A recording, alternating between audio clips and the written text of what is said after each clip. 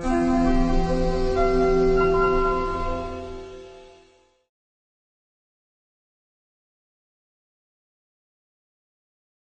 everyone, I'm Julia with the Berkeley Judicial Institute, back with another installment of Judges in the Community.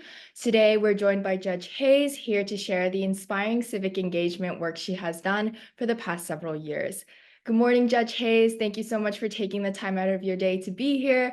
I can't wait to dive into your journey and insights, but just to start out, would you mind briefly sharing a little bit more about who you are, where you sit, and your personal judicial history? Wonderful. My name is Robin Kimbrough Hayes, and I am a General Sessions Court judge in Nashville, Tennessee, Davidson County. The General Sessions Court judges here in Davidson County are similar to municipal court judges in other counties and states.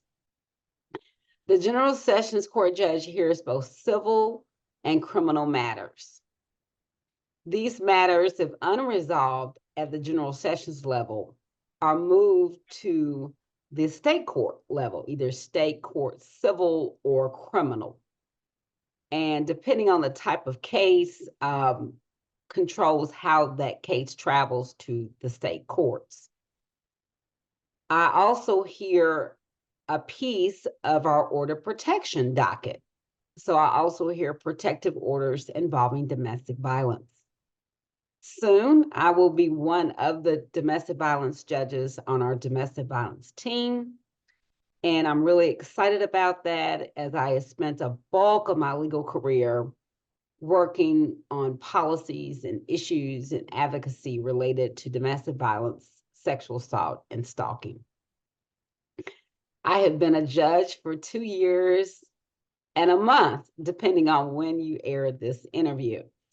And so I ran for judge because I believe that everyone deserves an opportunity to have someone with similar background to hear their matters, and to do so in a manner that honors the dignity and humanity of the person and compassion. When I ran for judge, I ran on that premise, and I also wanted to make sure people were educated about the courts. I didn't want the courts to continue to be a mystery to the public and have them only to find out about it when they interact with it, either as someone has been accused of something, someone who's suing someone, or being sued, or facing a traffic ticket. So that's a little bit about kind of why I ran. I'm originally from Lexington, Kentucky, and I grew up in a trailer park, and where my mother and I were the only African-American family. And so I believe that that background has helped me to understand the dynamics of many people who find themselves faced with issues in General Sessions Court. Amazing. Thank you so much for your introduction. It is honestly such an honor to speak with you. And now, kind of diving right into the core of our conversation today, what project are you here to share with us, and where did it all begin? Great. Well, I have a number of projects, but my most recent project is Pickleball in the courts.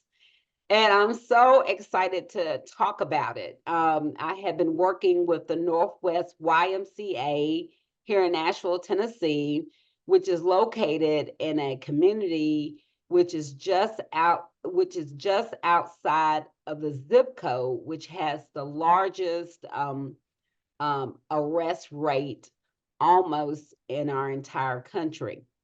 And so that is this is the YMCA that services that population. One of the things that I wanted to do as judge, as I stated before, is to educate people about the courts. And so pickleball has been the new thing that's going on, very trendy. And I really wanted to make sure that people in various communities knew about pickleball and could play at least a decent game of pickleball. And so that Y does have 2 pickleball courts, which were virtually unused. And so working with the YMCA, we decided to utilize these pickleball courts and invite people to learn about pickleball and to learn about different aspects of the court. And so different aspects of the courts and social justice issues. So we've divided the weeks into 4 topics. We're actually in the midst of pickleball in the courts right now for the month of October. And our first topic focused on educating people about the civil court. So Joseph Day, who is our civil court clerk, had his office on site providing resources to people. So if you needed to get a traffic ticket resolved, you did not have to drive downtown to get that, or had questions about a matter. Clerk Day was and his staff were on site to resolve those tickets and to educate people about his office and his new mobile resource center. And we had a professional pickleball instructor to teach people about pickleball. We had 45 people total in attendance who became aware of these services and were able to take advantage of them. Last night, we're having these every Wednesday, and we were honored to have the YW to come out to educate people about domestic violence resources. So they came out and passed out information regarding their services and information to people who may know somebody who's a victim of domestic violence. So Sharon Robeson is the executive director, and she came out. I want to shout out to my colleagues because they also came out to support the event. Presiding Judge, Judge Walker, Judge Linda Jones, and Judge Rachel Bell. We also, for the next following weeks, we'll be focusing on criminal courts next Wednesday. And we've already had people to reach out who are in need of expungement services. So people can come out next week to learn pickleball. Pickleball is not required, but it is the perk of it. And are able to get cases expunged from their record at the Northwest Y. So they don't have to travel down to the courthouse, make extra steps to get their case expunged. We're going to be doing those things on site. And to close out our week, we're going to have a Get Out to Vote event. It'll be October 30th, so shortly before voting day. And we're going to close out with a large party and gathering about voting and having access to voting issues. We are excited that we're going to have Free Hearts there with us, which is a statewide organization which focuses on helping people who are convicted felons to get their voting rights restored. So this pickleball in the courts is not just an informational time, but it also is an opportunity for people to get hands-on services to help them to improve their space in our community. And I'm there every night, so there is full access to a judge and questions about the court. And what an awesome way to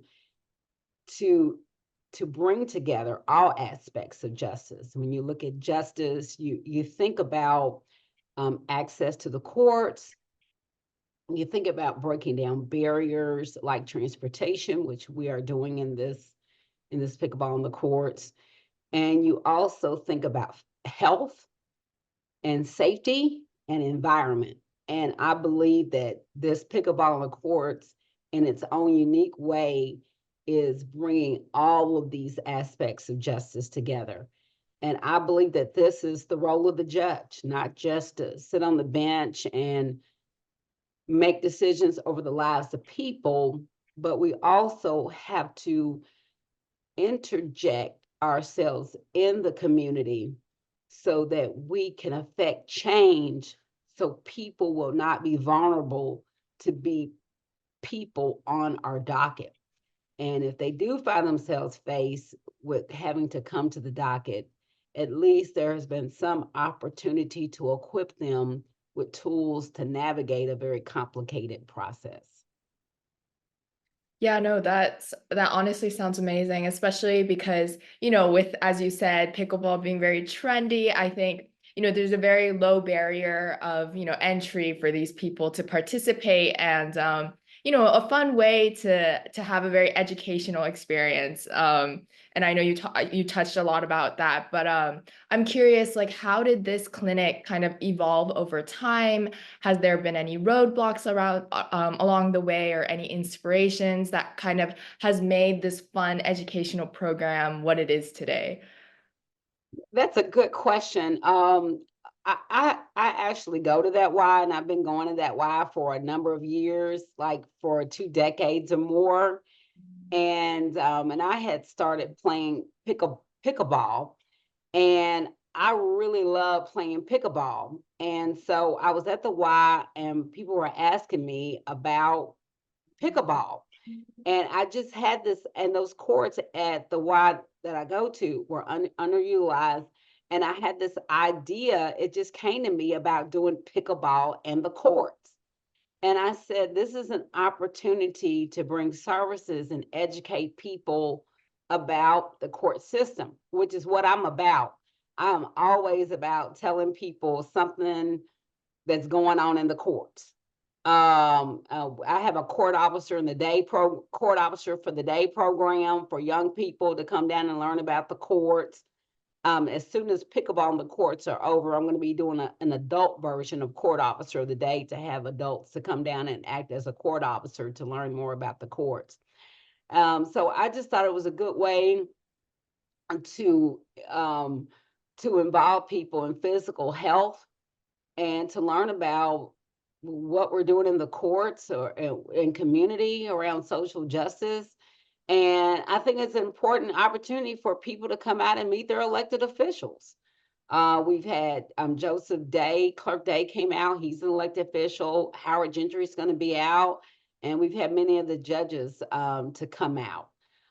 Sometimes judges can't come to all things because of the nature of our job, but this created a great opportunity for judges to come out in a very informal way to meet their constituents.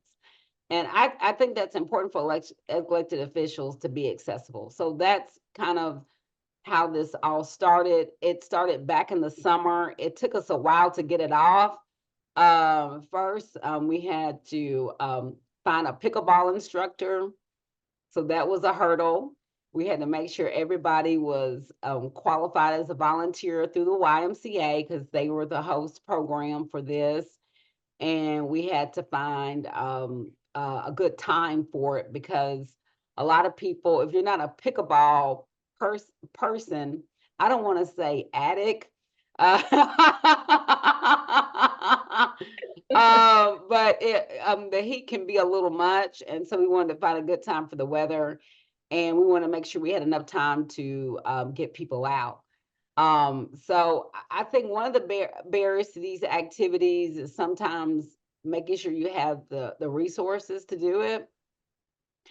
I wish I could have had more resources to get more information about it in the community. But that's been really the only barrier. We really had great feedback on this program. People who ordinarily would not have known or learned about pickleball are learning about it, and the lessons. Um, um, a young man named Kenneth has been doing our lessons. He's a pickleball pro, and he has been giving his services, and so it has been really that hurdle was crossed. I didn't know who was going to teach it, but I could have taught it, but we needed someone a little more experienced to get the technical pieces down, and he's just been amazing to do that. But I'm really proud of the program, and I've gotten excellent feedback from it. And I'm actually going to travel the program to different parts of Nashville. So we're going to be having a spring pickleball in the courts in another area of Nashville. So I'm going to travel this program around Nashville. So it will be in different types of communities, so people can be introduced to these services. So I'm going to keep pickleball in the courts, excuse the pun, rolling. Um, um, um, and so that people, people hear about pickleball. It's a great draw. And then on top of that, the icing on the cake is you're going to meet your elected officials and get some really needed resources that you may need or you can share with a family or friend. No, I love to hear that this is like spreading like statewide and like to beyond like just your community, but like, other parts as well, because I'm sure there's more people in the area who would love to learn how to, do pickleball, but also learn about the courts and the judicial system that's not as accessible to everyone. And so I think that's such a great opportunity. But I wanted to ask, like, when you reflect on the experience of the participants themselves, are there any stories or moments in particular that stand out or speak to the impact you've been able to make on your community? Yes. Well, I think um, last night, for example, with the domestic violence services, I think a lot of people don't want to talk about domestic violence. They don't want to admit that they need these resources. And I think having these available while I'm working out or just kind of just in some places meeting me where I am, it is impactful for the community. Mhm, And I think that that's what we should be doing as justice oriented people is meeting the people where they are. mhm, I always say that I am here not to be served, but I am here to serve. And one of the things that I think is a big barrier to people accessing resources to give them help is transportation. mhm. And so I think we need to meet people where they are. So I know there's a couple of my colleagues we are talking about, and one of my colleagues already does off-site dockets, and she does an off-site indigency docket, and I think that's sort of the thing that I definitely want to promote as I am in this role is how can we end these barriers? How can we create greater access? One of the things that I did, and I guess I digress a little bit here, but I created a virtual traffic court for people who are dealing with traffic tickets Mhm. that they can come on the docket virtually. So, and I know I'm saying this, and people are like, I see social media clips of people doing virtual stuff all over the states, but we are doing that more here in Davidson County, and we started with the traffic ticket, so people can handle traffic tickets from their couch, and so these are things that are happening here in Davidson County that we are improving on, that we've got some wonderful judges here on the bench who are looking at new ways to do the docket so that we can improve our delivery to our constituents.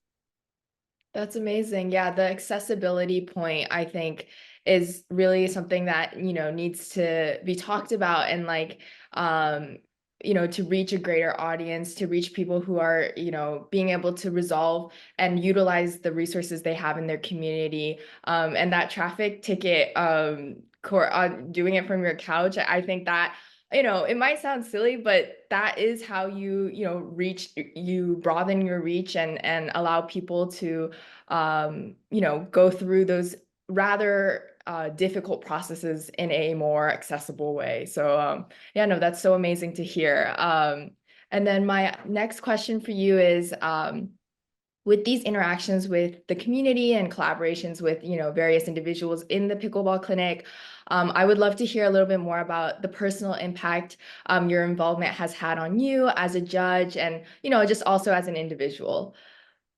Oh, great, great. I love it. Being a judge is a really hard job, and and it is times like these that you know you can use this role to be an inspiration to somebody else, and it makes you feel really good. And so I love being a judge for many reasons. And one is that I can take this community work that I've always done and take it to a whole nother level. And as elected officials, you can use this platform to do so many things to help people. And I have seen people be helped. I have seen people be inspired. I have seen people meet other judges or elected officials they would have never met, and engaging our communities. And for me, that makes me feel really good. It makes me feel like I'm making a difference in somebody's life. And I feel like last night I made a difference, that I helped the YW get information out about their services. And Judge um, Walker Burdine came out, finally got her out to hit pickleball. I've been trying to get her out to play. So these are things that I feel really good about, because and those things, to me, it's all about community. It's all about bringing community and together and connections. And I think that is so important. And I think that kind of interaction can move the needle on improving the delivery of justice in our community and dealing with issues that people face coming into our courts. As for me, I can't sit on the bench and look at these people that I'm serving and not doing anything about it.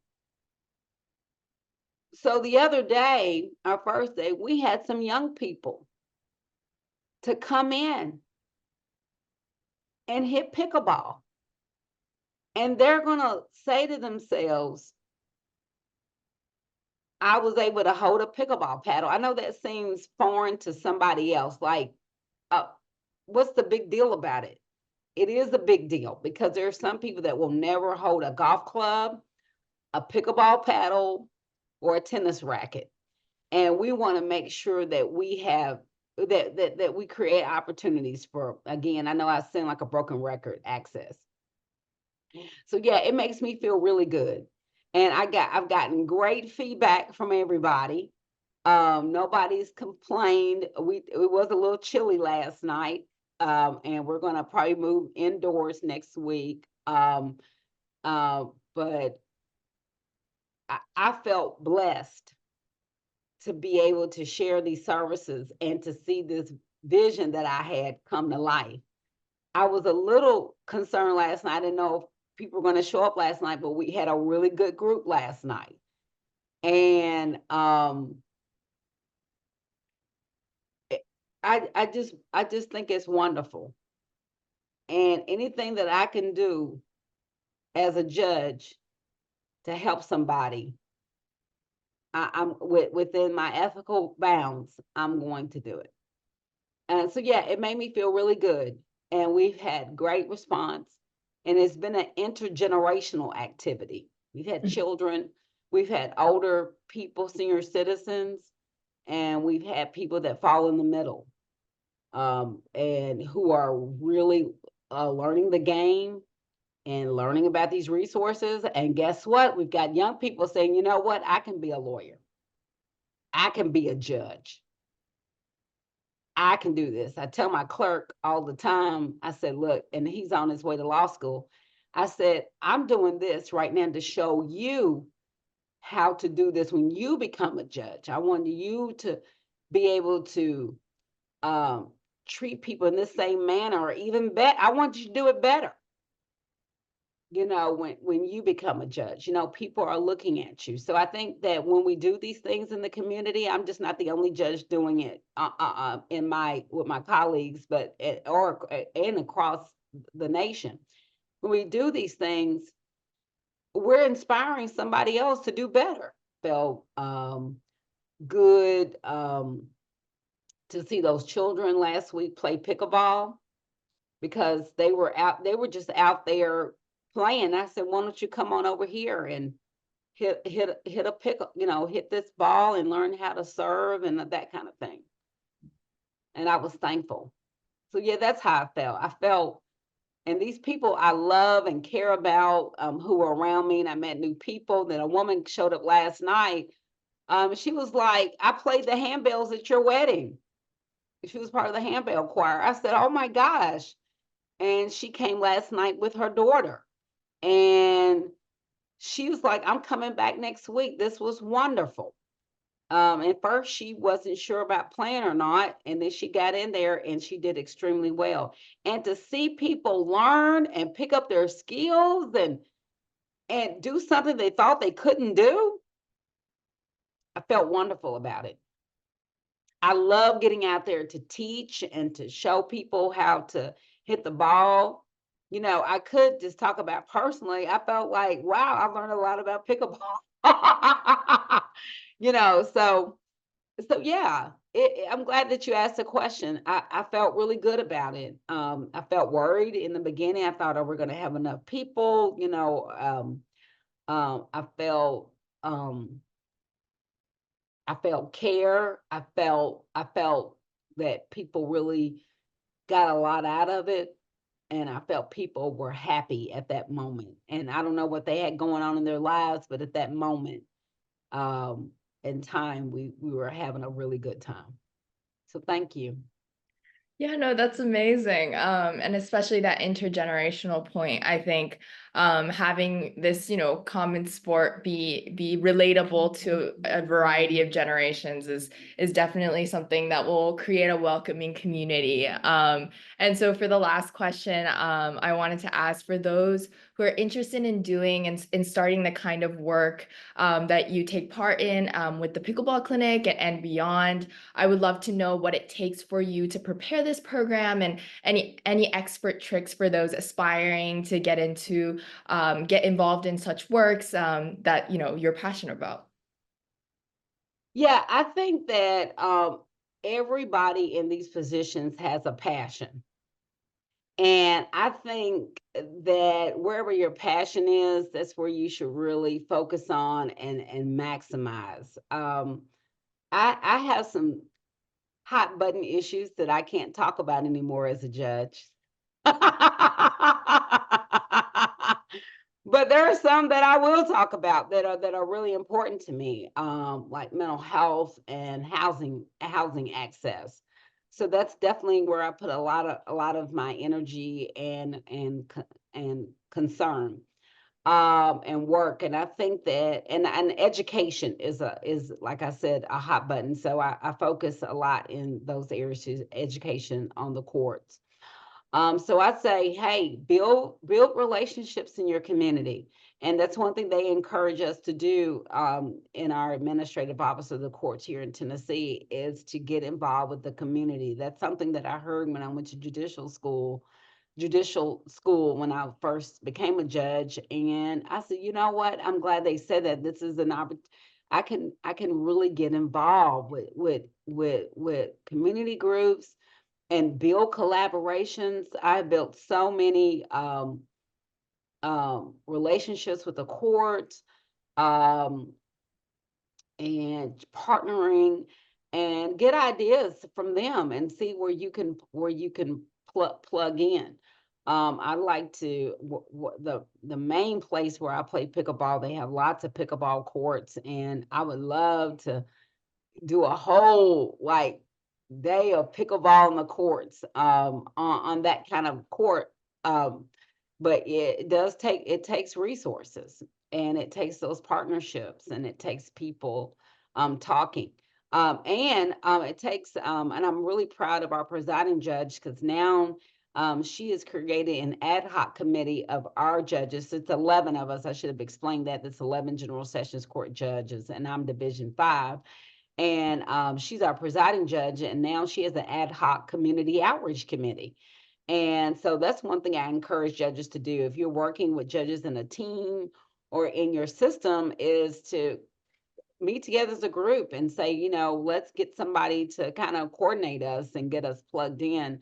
And so we are set to do some wonderful things. I'm the chair of the committee, and we're doing a huge community open house in the spring.